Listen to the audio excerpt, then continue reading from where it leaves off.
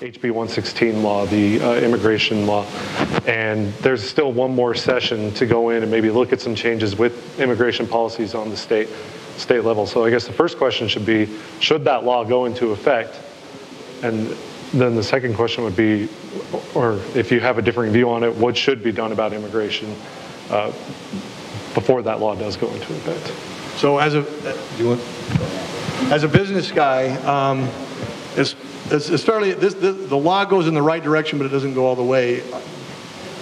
So we hire people every year, and I think it goes in the right direction, but it doesn't go far enough. I think, first of all, our federal government failed us in terms of letting the number of illegal immigrants into the country that are here.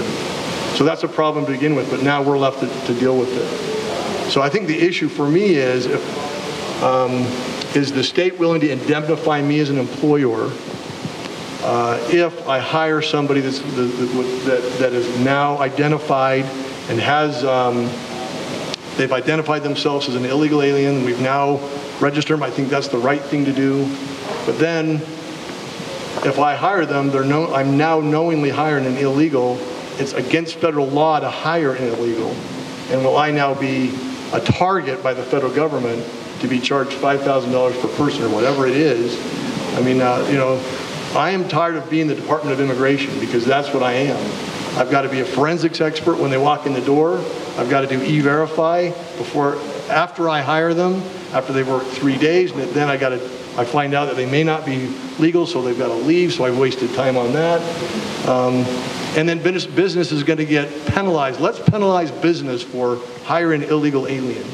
And I think that's a problem. I think we go just in the wrong direction there. I grew up in a family where we sponsored Vietnamese immigrants, Vietnamese refugees.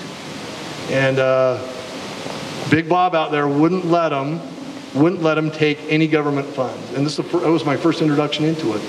So they had to work and go to school, and they couldn't take government funds if they're going to live in our house. And as they progressed, that was tough for them, and they complained about it. Trong Van Long complained about it all the time, but after he got over that initial hurdle, he became a much more productive, much quicker integrated into our society than he would have otherwise. It would have taken him a lot longer. And his whole family is here now, and they're doing great. So for me, I think we go about it backwards. I think we provide social services and don't let them work, and I think that's a problem. So I like the law and the direction it goes, because now they can work, and now they're documented, and now we can track them, and now we know what's going on. But I'm still a target. Now I become a target as a business. So it doesn't go quite. I think we got to get. I think we got a little bit further. But it's a step in the right direction. I say it's a step in the right direction. Kevin? House Bill 116 changed the whole dialogue of our whole country when we started to talk about immigration. Clearly, Article 1, Section 9 of the Constitution leaves dealing with immigration. It is a federal issue, and frankly, they have failed in this issue. So we're left to do with what the best we can. The state of Utah has been in the forefront in leading out and bringing immigration in a reasonable way. House Bill 116 does 4 things that I like. 4 things. It brings people of goodwill forward. They have to come and they have to report. They pay a penalty. They start paying taxes, and they become involved in the workplace. Now, there are some things that need to be done. It's the only piece of legislation across the country that hasn't been enjoined in all the litigation. It has a pattern that we need to follow. So I love the principles and what we're talking about. It's a reasonable solution to the challenge we have, but yet there needs to be a lot of work. In fact, that'll be an issue that's going to heat up in this coming legislative session. So you both think it's good, but still needs more work.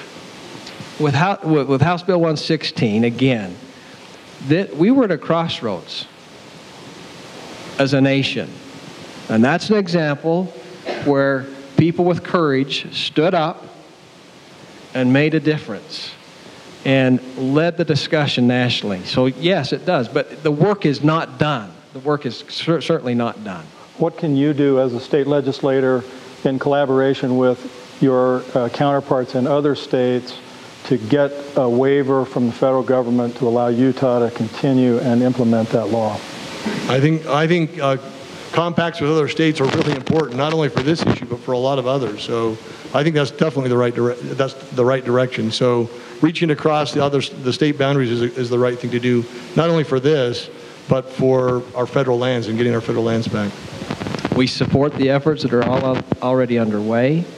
We continue to dialogue with our federal delegation and encourage them to, but we need to support them. This is an issue that's not going to be resolved by itself. We need to get on board and be one voice in this issue and recognize that it's a problem that we have to deal with. We can't ignore. We've got to secure our borders, certainly. But what are we going to do with the 30 to 40 million people that are here illegally?